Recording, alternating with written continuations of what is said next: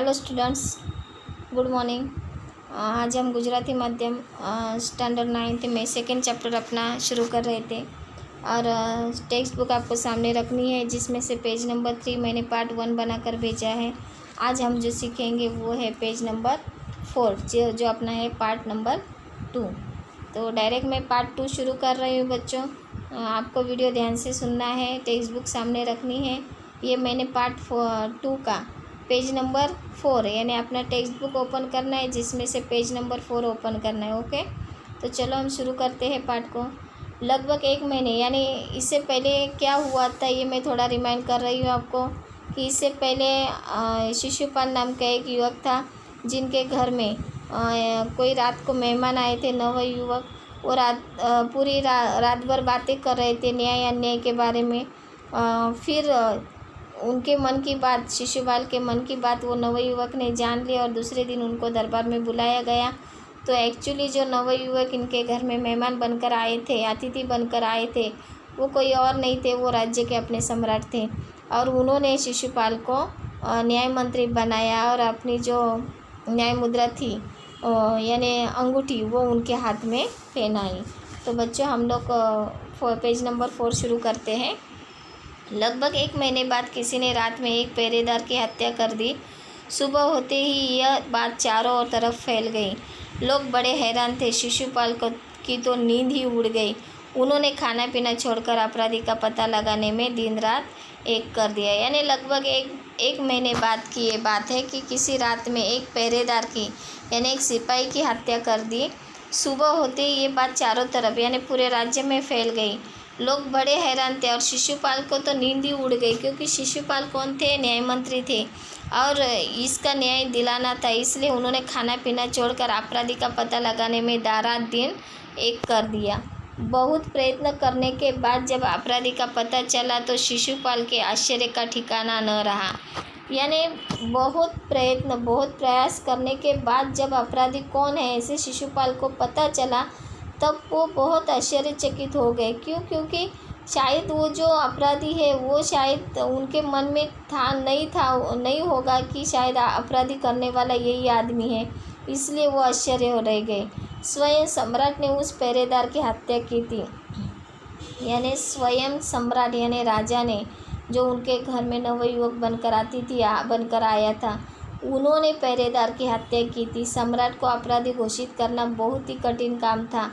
बहुत ही कठिन काम होता है बच्चों, क्योंकि जहाँ पर हम काम कर रहे हैं वहाँ पर अपने से बड़े लोगों को अपराधी घोषित करना ये बहुत ही कठिन काम होता है। इसलिए उनका जो डिस्कस चल रहा था जिस दिन वो अतिथि बनकर शिशुपाल के घर गए थे, कि न्याय करना बहुत ही कठिन काम है। इसका पहला अनुभव शिशुपाल को ये मिल गया।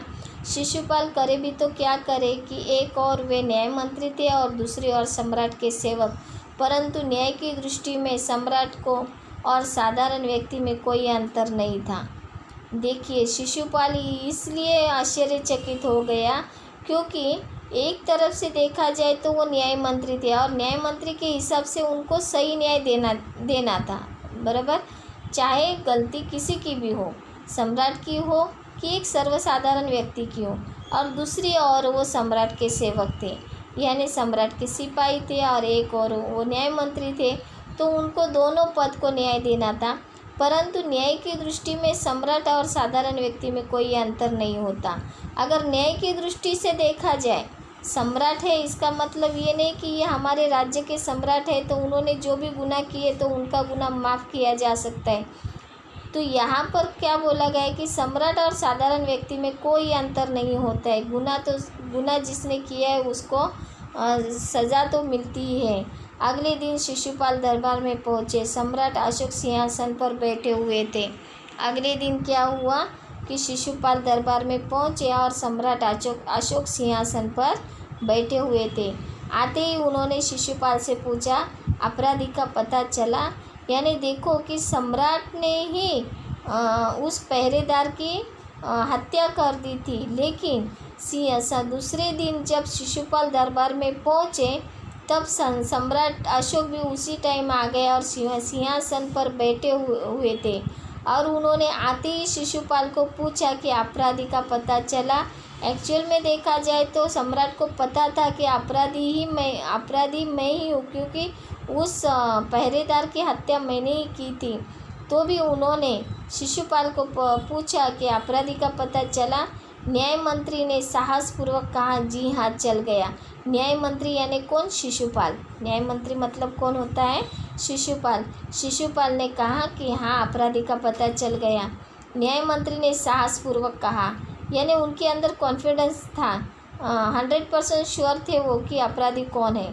तो फिर उसे उपस्थित करो, यानी उसको हाजिर करो। ऐसे किसने बोला? सम्राट अशोक ने बोला कि जो गुनहगार है उसको हाजिर करो। न्याय मंत्री कुछ रुके, फिर वो अपने उच्च अधिकारी को संकेत करते हुए बोले, धनवीर, यानी उनसे जो उच्च अधिकारी था जिनका नेम क्या था? धनवीर। धनवीर, इन्हें गिरफ्तार कर लो, मैं आज्ञा देता हूँ। इन्हें मतलब किनको?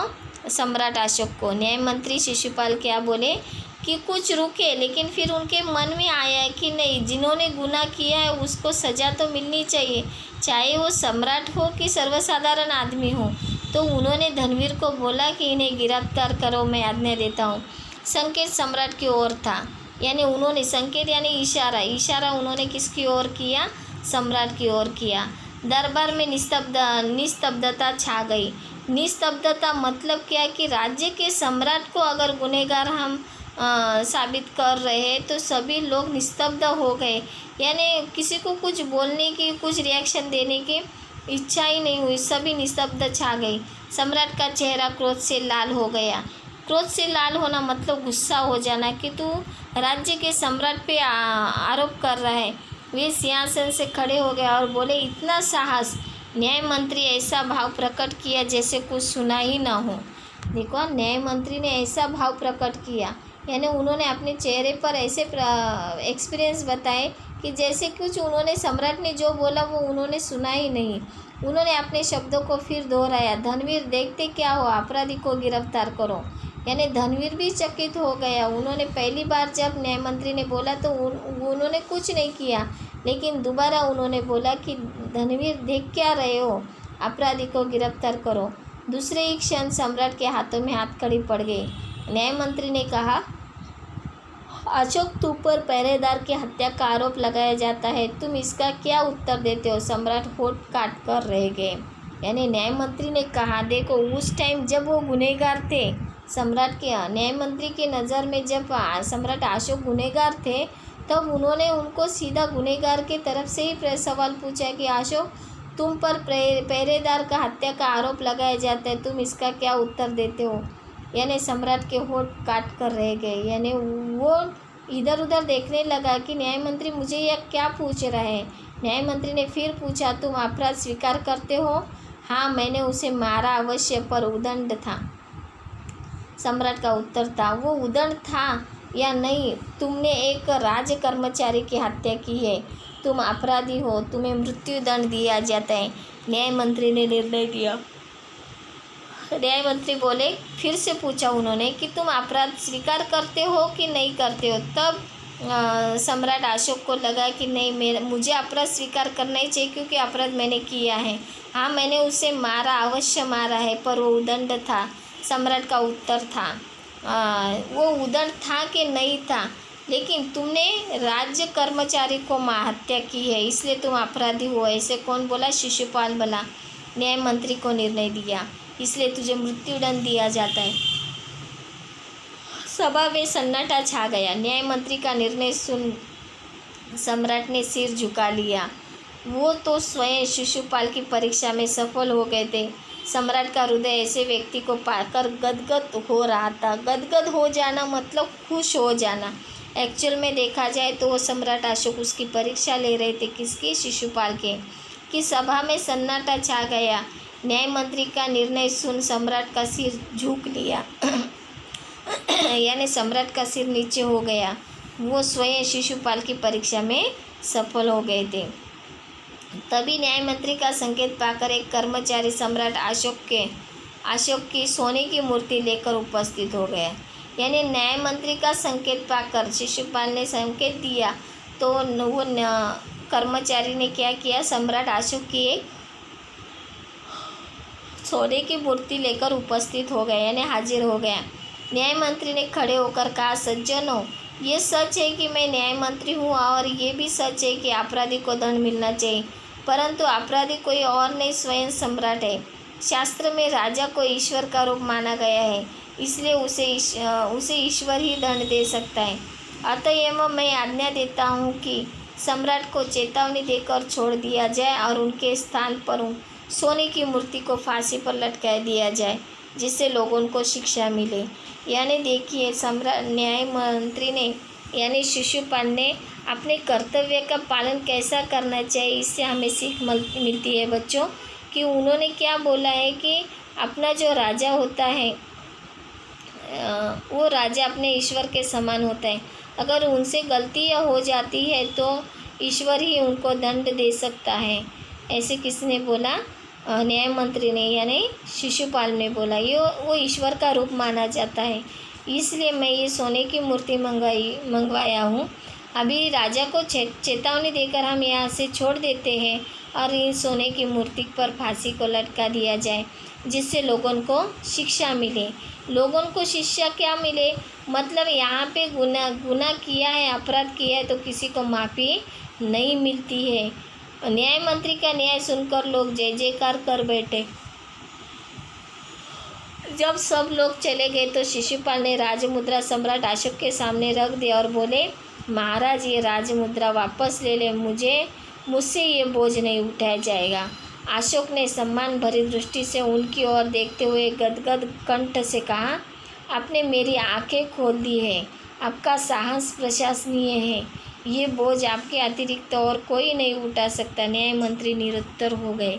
यानी जो शिशुपाल बोल रहे थे, जब सम्राट अशोक उनके घर में मेहमान बनकर गए थे, तब शिशुपाल बोले कि हर एक अपराधी को सज़ा मिलनी चाहिए, न्याय करना आना चाहिए, किसी के ऊपर अन्याय नहीं होना चाहिए।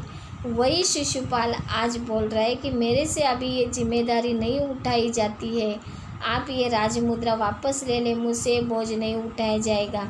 यानी न्याय देना ही बहुत कठिन होता है, क्योंकि न्याय देते समय हमारे दिमाग में ये भी होना चाहिए कि हम जो न्याय दे रहे हैं तो उसके बदले किसी के ऊपर अन्याय ना हो, इसमें कोई रिलेशन टूट ना जाए।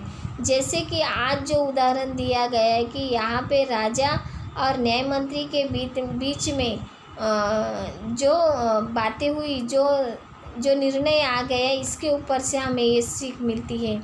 इसलिए अशोक ने सम्मान भरी दृष्टि से उनकी ओर देखते हुए गदगद कंठ से कहा, अशोक यानी कौन, सम्राट अशोक ने उनकी ओर देखते हुए कहा, यानी किसकी ओर, शिशुपाल की ओर देखते हुए कहा कि आपने तो मेरी आंखें खोल दी, आपका साहस प्रशंसनीय है।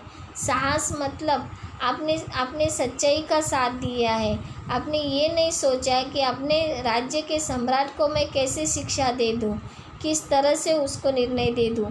आपने तो दोनों तरफ से अपने रिलेशन संभाले कि एक न्याय मंत्री होने का, एक सेवक होने का आपने निभाया, और दूसरी तरफ राजा को उसको न्याय में कोई भी बड़ा छोटा नहीं होता है, सबको न्याय एक जैसा ही मिल जाता है। गुनहगार जो हो उसको न्याय तो मिल ही जाता है, यानी अन्याय किसी के ऊपर होता नहीं। तो बच्चों, ये पार्ट अपने यहाँ पे फिनिश करती हूँ मैं। इससे आपको बहुत कुछ सीखने को मिला होगा, जिससे मोरल भी हमें यही मिलता है कि कोई जिम्मेदारी बड़ी हम लोग लेते हैं तो उसको पूरा करने के लिए बहुत कठिनाई का सामना करना पड़ता है। Okay, thank you.